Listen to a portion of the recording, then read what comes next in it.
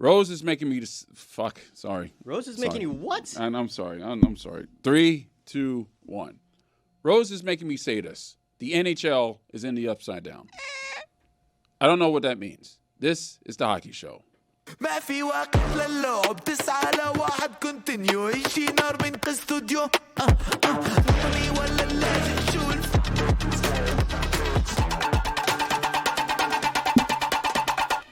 David Drogo, the Hockey News, is to my left. Rose and Ethan are in there somewhere. It's like dark. I don't know. The light's red. I don't know what's going on over there. My name is Roy Bellamy. This is the Hockey Show, and we have a new YouTube page. It's not new anymore. Follow us at The Hockey Show DLS. We also have a TikTok, The Hockey Show 7, and on X, Instagram, and Threads at Hockey Show DLS. We have some breaking news coming from Winnipeg. The Jets goaltender Connor Hellebuck underwent knee surgery. He will be out 4 to 6 weeks, and injuries this season have been pretty overwhelming. As you guys know, we cover the Florida Panthers down here. And little injury issues. Yeah, little injury issues. Now, of course, that's why we talk about the Panthers most often, because we cover them, we go to the game. So if you have a problem with that, sorry. Anyway, they have 7 players out now. Let's see. Barkov, Tkachuk, Nosek, Dadovich, Kulikov, Schwint, Luosterainen. I stopped counting. Is that 7 or 8? I didn't count Nosek. it. You said Nosek? I did. Yeah. Yeah, so that's about 7. That's a lot. And most of them are out months at the least, right? Like Gadjevich is out 3 months. Schwinn is out 2 to 3 months. Yes. Nosek, we don't know anything about. Kachuk's return, we're starting to see could be around the corner. We all know about Barkov. Like Kulikov was out 5 months when he got injured. These are all long-term injuries. These aren't week-to-week, except I guess Luosterainen is literally listed as week-to-week, but these are long-term injuries for some very important players for the Panthers right now. Well, I checked on Wednesday. The Maple Leafs, Penguins, they all have 7 players out, just like the Panthers do. Buffalo, New Jersey, Vancouver, they have 6 players out. It's just ridiculous. It's like things are going on right now in the league that are getting these players hurt and out for a significant amount of time. I'm surprised Rose hasn't chimed in with some Stranger Things reference as to why all these injuries are occurring. We're only 3 minutes in. No, but the thing is, if you've seen these injuries, they haven't been even like at games. One was in practice. The other one was grilling. The other one was a team chasing dinner. Something. The team dinner. Yeah, so, the Jack Hughes thing. I just think, we are on the upside down. We're getting there. So that's the NHL is in chaos also. Yeah, let's get into these injuries because Luosterainen got hurt from burns at a propane tank in front of his barbecue. I don't know if I've ever seen barbecue accident as a valid injury reason before, so that's a new one. This is why I don't use propane. I use wood. I have a smoker. So you don't even use charcoal? I do have a Weber, so I use charcoal there, but I do not use propane at all. But you smoke your meats. You don't grill your meats. Yeah. I can grill on the Weber, and I can smoke on my Cabela's grill. So yeah, that's why I don't use propane because of stupid shit like that. Before we really dive into the Panthers, can we go back to Hellebuck for a second? This is a 4 to 6 week injury. First of all, did either of you guys know that he was dealing with anything? Like, this caught me completely off guard this morning. And then also, 4 to 6 weeks, it's November 21st. He is the presumptive starting goaltender for the United States at this upcoming Milan Olympics. It starts February 6, 2026. 6 weeks, guys. It's getting really close to that date. So he's not coming back in 6 weeks. He's going to try to get back earlier. Yeah, I would think that this is something that they're keeping in mind, that he's very cognizant about keeping that in mind. And he's having a pretty good season. Like, the record is 8-6, but 2.5 goals against, .913 save percent. I mean, he's Connor Hellebuck. Yeah, it's the regular season, so he's going to perform well. So Luosterainen, with his burn injuries, he joins Jack Hughes on the food injury list. On the weird injury front. Weird injury. Jack Injuries Hughes, that occurred while preparing or eating food. Yeah. From what I heard, he slipped and fell, and I guess his hand landed on a wine glass is what I heard. That's Hughes. Yeah, that's Hughes, not Luosterainen. Yeah. Yeah, I said that. That's Jack Hughes. I already said that Luosterainen got injured in a barbecue grill accident with his propane tank. So, yeah. Hughes cut his hand, and he's going to be out a significant amount of time. 8 weeks. Luosterainen's going to show up looking like Goldmember. The unfortunate barbecuing accident. Mm-hmm. Well, the other thing is Maurice said he's going to be out a few weeks, and then they're going to have to try and get the pads back on him and see if he's comfortable enough with the pads on to play. They tie into each other. Like, it's just a matter of, because, like, it's not like he can't move his body or it's a strength thing. It's just a matter of his skin. Being comfortable wearing anything, let alone hockey gear. So it's just going to be a healing thing. Bandages on top of what most likely will be a shirt, which would end up having his pads over, and then the jersey. So, yeah, that's a lot of layers right there. And those burns are going to have to be protected. Actually, from what I heard, I think it was lower body. Oh, Jesus Christ. Yeah. That's even, oh, no. Hopefully lower body. Yeah, I was going to say, yeah. No, I think it's lower. Okay. I don't like a big toe. Let's just calm down. Let's everybody take a breath. Ugh. Let's just relax. Really. Let's not put that out into the world. That's not good. Jim Parsons of the Hockey News wrote about some odd injuries over the course of the last, I would say, 30, 40 years. And here's a couple of them. Joe Sakic, if you remember, broke 3 fingers and had tendon damage trying to fix a snowblower. See, I've got nothing for that at all. Brent Sopel hurt his neck picking up a cracker. What? Yes, that happened.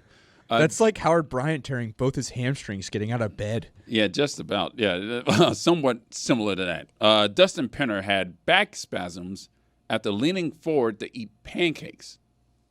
See, the last 2 ring true in terms of a getting older and random things going wrong for everyday activities. Like, that all kind of sounds a bit familiar. And this one is really, really weird here. Glenn Healy cut through his hand with a knife and a pair of scissors, respectively, trying to fix a set of bagpipes from the First World War. Wow. That is a hell of a mouthful. Yeah. So he cut himself not once but twice while trying to fix bagpipes. Yeah. He might be the only person outside of Scotland to ever do that. Yeah, I am not making that up. You can find the article Jim Parsons wrote about that. That's spectacular. And, of course, it was a goalie. Yeah, of course. I mean, because you guys are weird. Oh, Glenny. Goalies are weird. Yeah. I mean, we heard on the big show, who was it? It was Cooley for the Flames. Yeah. On how in his mind he accepts, what was it, losing? Yep. How he accepts losing? Mm-hmm. And the Flames are dead last. They're bad. They stink. And it's not even because of the goaltending. It's because they can't score. They're second worst in the league in goals for. Yeah, what was it that he's like? Nothing matters. We're all gonna die. All going to die. Like, that's The funny thing about the Flames is they're 6th in the league, right behind the Panthers in expected goals percentage. How? They just don't score. Like, they're good defensively, they're sound defensively, and Dustin Wolf, while struggling, not as good this year as last year, like, it's just crazy. What a weird team. There's only one team in the league that has scored less goals than the Calgary Flames. Can you guess which one it is? I think I know. Noah Phillip. Okay. It's not your I Rip know. the Ice player. It's not. No. Is it the Rangers? It is not the Rangers. It is a Western Conference team. It's the Oilers. It is not the Oilers. It's not the Oilers, Roy.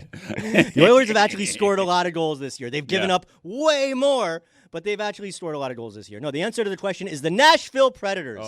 They've scored 2 less goals in 2 less games than the Calgary Flames. I want to get into this Noah Phillip situation because what we're doing lately is we are taking packs of upper deck cards. Yes, I have a box in my bag out in the bullpen. Actually, yeah, you do. And we're opening them up. It's a pack of 4 cards, and we're taking at least one of those cards and one of those players, depending on how they do during the week. There's a point system. Whoever has the most points out of me, Rosie, and David ends up being the winner for that week, and a collective over the season. So right now, Rosie, back-to-back weeks of being dead last, currently with Noah Phillip, who is a rookie for And the Philip Edmonton Oilers. Forsberg. And Philippe Forsberg last week has brought out the rear. that's because Rose built into her game the ability for us to choose each other's cards if we spin and get a certain spot. So Rose kind of stubbed herself in the toe. Roy is one lucky guy. Yeah, Roy's gotten very He fortunate. 17 points and I just have 3. Stubbed herself in the toe. God. Yeah, that was. That's a new one. Yeah.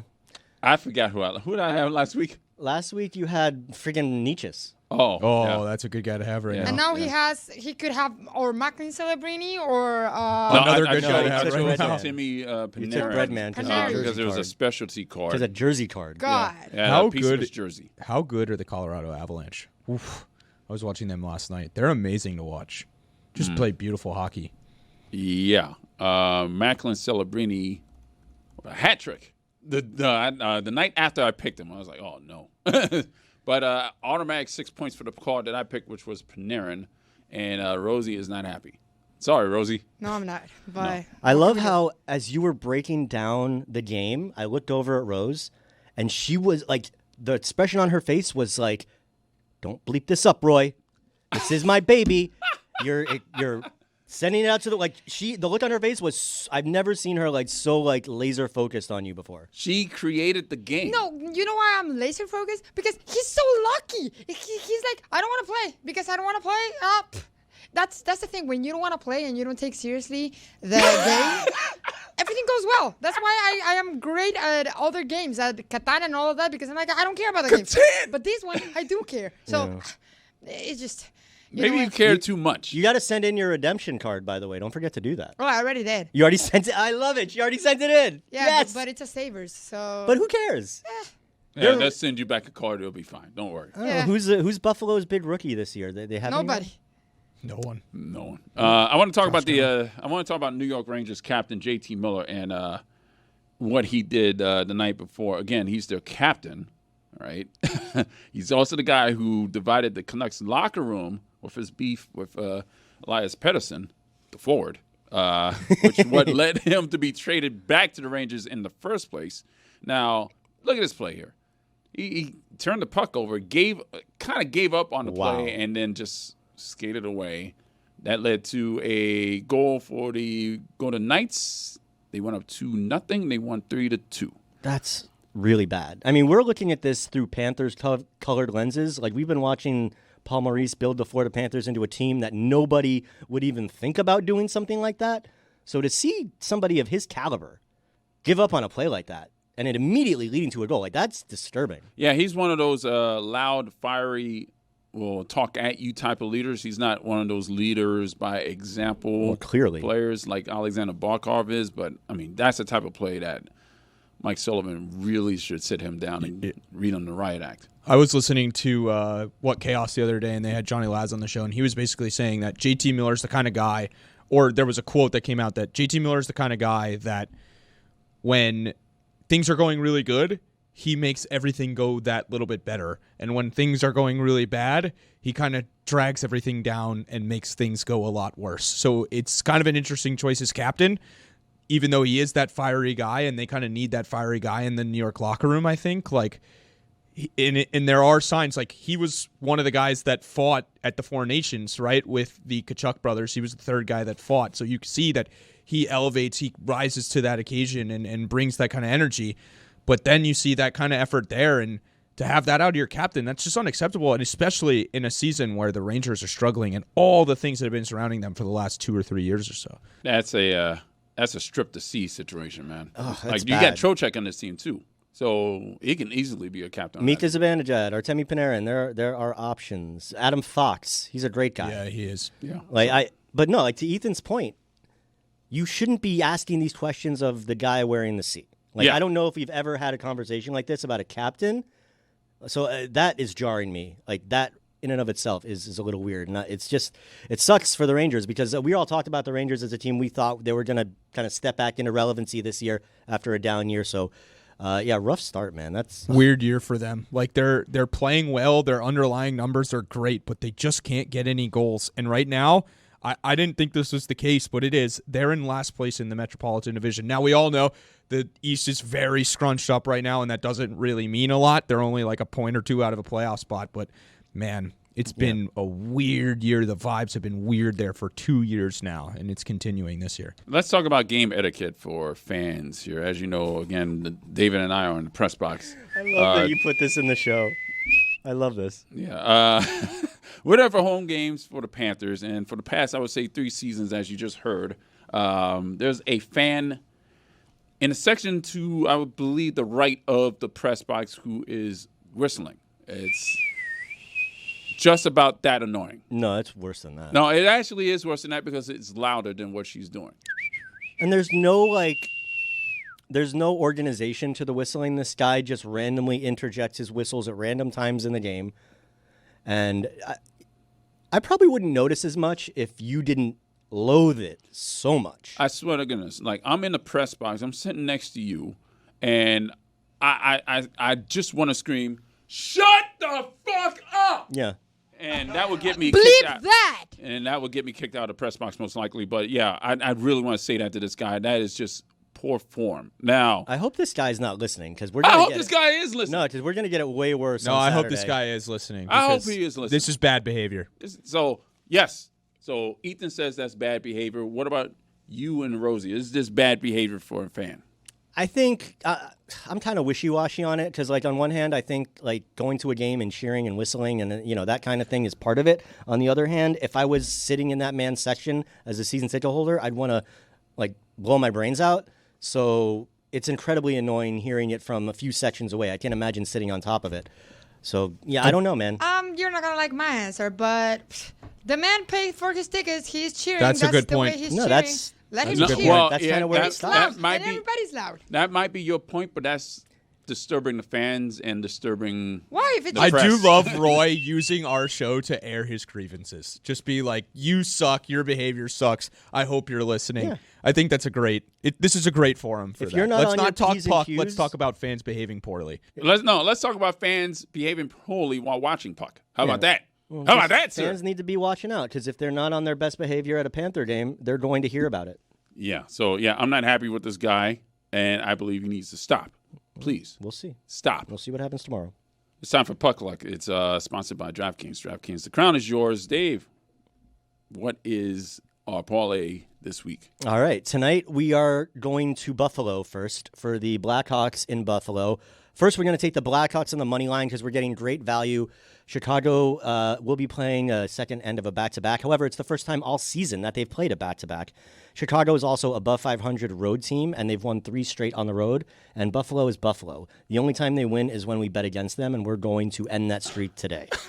Also in that game, we're taking Connor Bedard over 3.5 shots on goal. He's hit this number in 7 of 9 games, and Buffalo allows the most shots on goal in the NHL. And we're going to wrap up our parlay with Adrian Kempe in Los Angeles. He's hit his over 3.5 shots total 6 games in a row, and Boston allows the 9th most shots on goal in the league. And this parlay, this 3-leg little parlay, will give you odds of 10.39. We're going to make some good money tonight, Roy. All right. It's time for the stat of the week. Ooh. The hockey stat of the week. Hey, guys. I was just talking to you. I know, but hey. It's time for the hockey stat of the week, guys. Somebody we need to be talking about more. Dave, you're going to love this. Yaraslov Askarov out in San Jose. He had a very rough month of October. Really, really rough. But he has turned it on in November so far, guys. He's got a guys. I don't know what that was. He's got a 952 save Glitch in the percentage Matrix. in November.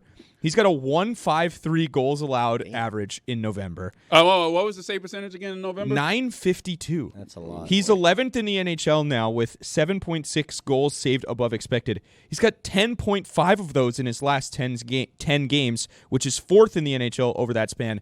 He's done all of this without pitching a single shutout. He's not allowed more than 3 goals in the month of November, and that occurred last night in the Sharks' 4-3 win over the Los Angeles Kings. The guy's been phenomenal. A lot of people have been saying he is the next big thing in goaltending in the NHL, and he is turning it on in November and proving that. I love the young goalie movement we're getting this year between Askarov, Spencer Knight, Wallstedt in Minnesota is playing spectacular.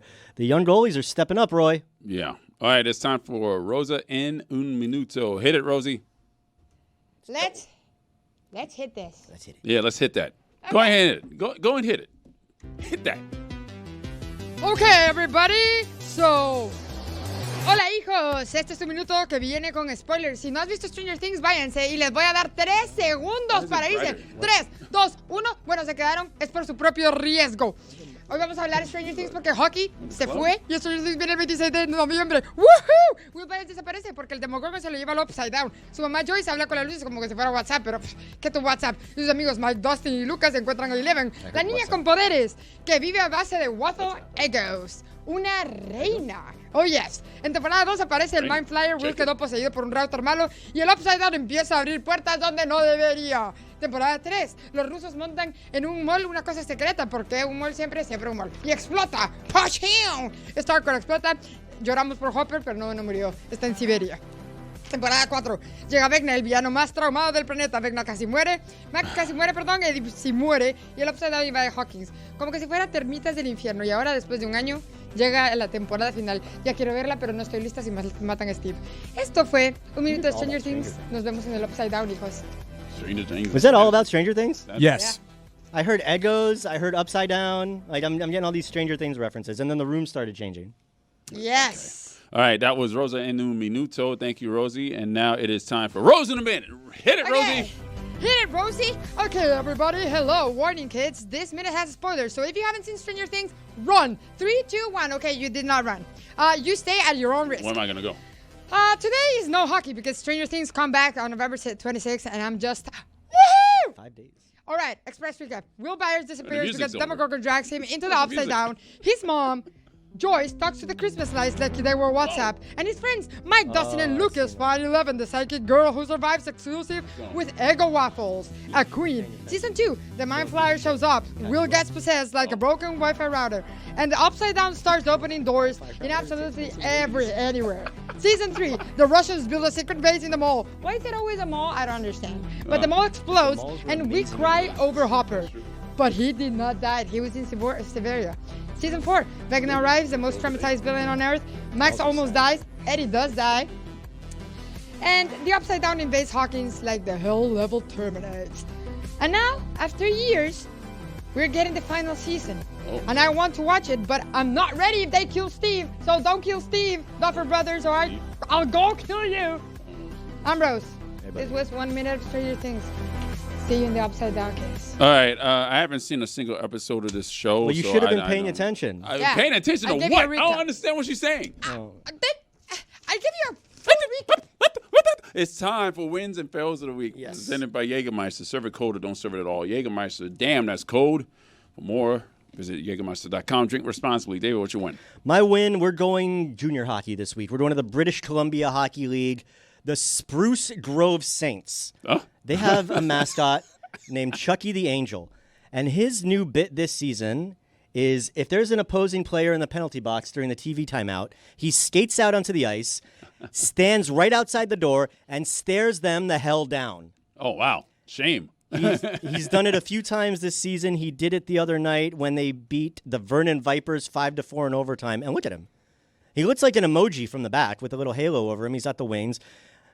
I almost want to take a penalty just to experience this. I don't know. I love it. I saw it. I love it. I think it's one of the coolest things a mascot could do. Well, take a safe penalty. Delay a game. Flip it over the glass. And you No, I'm taking someone out. Oh, wow. Okay. Never mind then. 2 minutes for severe interference. My win of the week are the Winter Classic uniforms. The Rangers and Panthers have unveiled their new unis for the Winter Classic. The Rangers are going with a road version of the Centennial uniforms. White jersey that says New York on a diagonal, red pants, blue and red stripes on the sleeves, bottom of the jersey, and the socks. The Florida Panthers have brought back an updated version of the Leaping Panther. It's not like the current alternate that they have in the locker room, as you've seen, obviously. It's more of an updated version of the old one. Gold pants, gold gloves, gold stripes on the sleeves, and socks. Both teams will have special patches, and I think the Panthers should have gone with the alternate version of the Leaping Panther in the locker room, but They said they wanted to make it look like it was made in the 20s, 30s. Like the whole uniform is like a throwback to Oh, that yeah, that's era. right. Yeah, because they do have a patch. They have a sun patch. Yeah.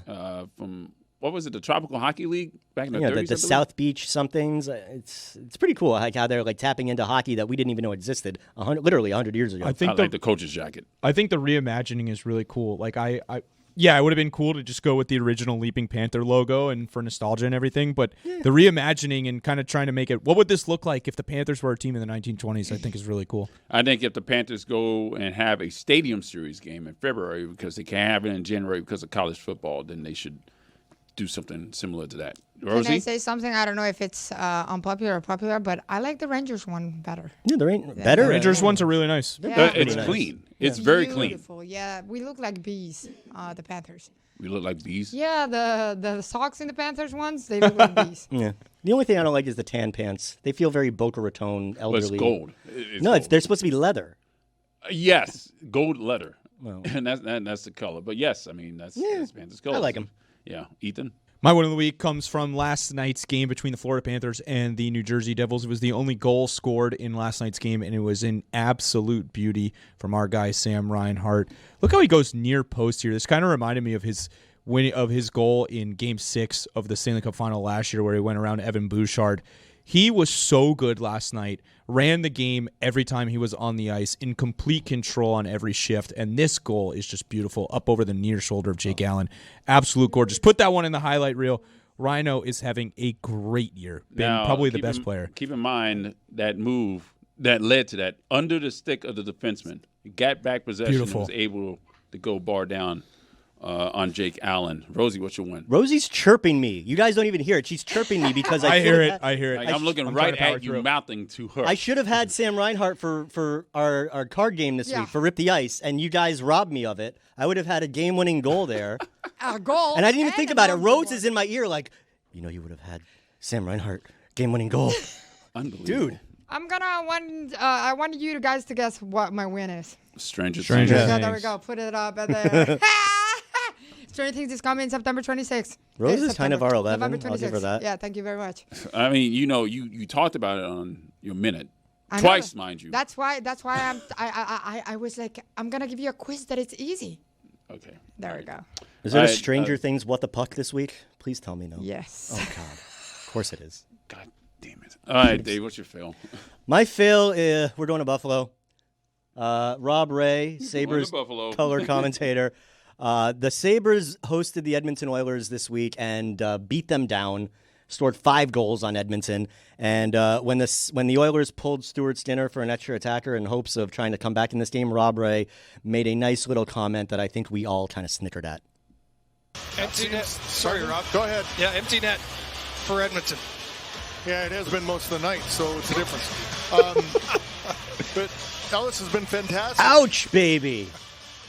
Ouch. Rob Ray He's That's kind of got a dumb. point. pulling no punches. Yeah, for sure. It's just to hear it, kind of blast it out like that. And of all the teams to be talking shit about anybody else, the Sabres, Yeah. but, And who's going to trip back at him? an empty net. My win of the week is within the last 11 Fail. games. I'm sorry, my fail of the week. Within the last 11 games for the Blackhawks, Connor Bedard has scored 2 hat tricks. Jesus. Keep in mind, those are the only 2 hat tricks of his career. Bedard scored his second career hat trick on Tuesday. The fail in this situation didn't come from the Flames. It came from this Blackhawks fan who took his phone out to film himself That throw was- his cap on the ice.